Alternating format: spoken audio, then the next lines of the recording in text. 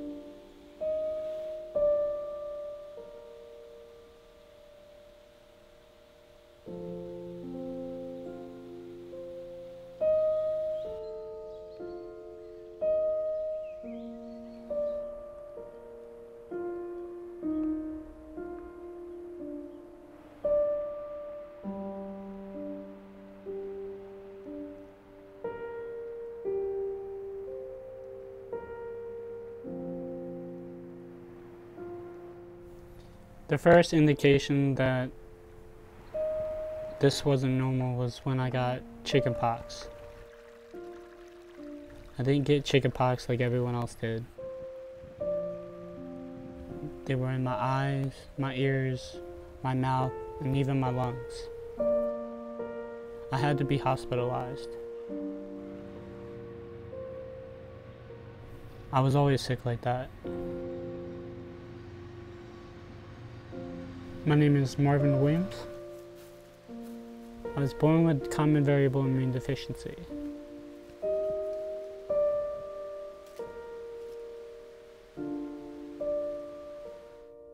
I also have growth hormone deficiency. So when I was in high school, I looked like I was in middle school. When I was in middle school, I looked like I was in elementary school. When I was in elementary school, I was just pretty damn small. Growing up, we lived in the city.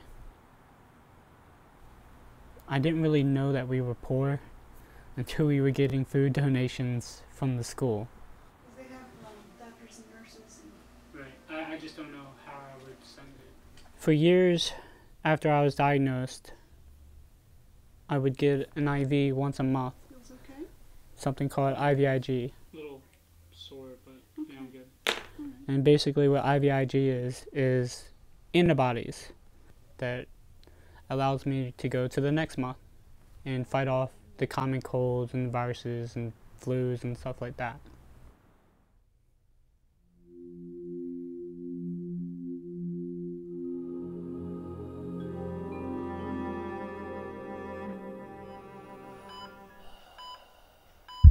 I was 12 years old. I didn't know any of the risk. I didn't know how long I was going to be there.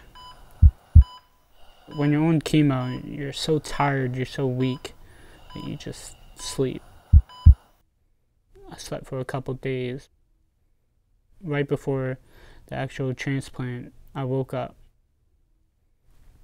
I've seen everyone standing around me, staring, and I could see off to the left the actual bone marrow in an IV bag. It was purple. I couldn't move, I couldn't speak.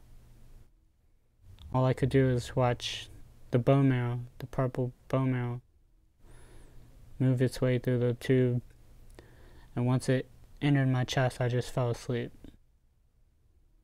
It was the coldest I've ever been. We each had like 1 or 2 cameras. He would go through and they'd be right on the dresser. He'd go through and take a picture of himself on every single person's camera.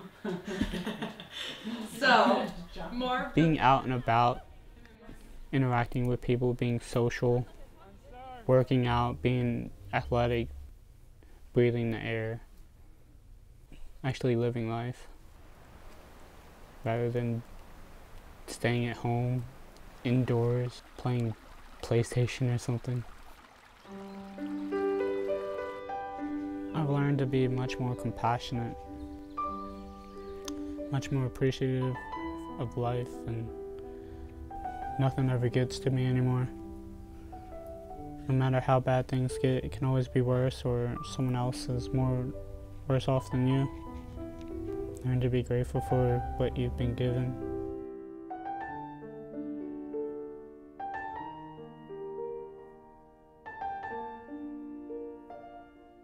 Shortly after I came back from the hospital, my grandfather came to visit us, and he said that I was just like him.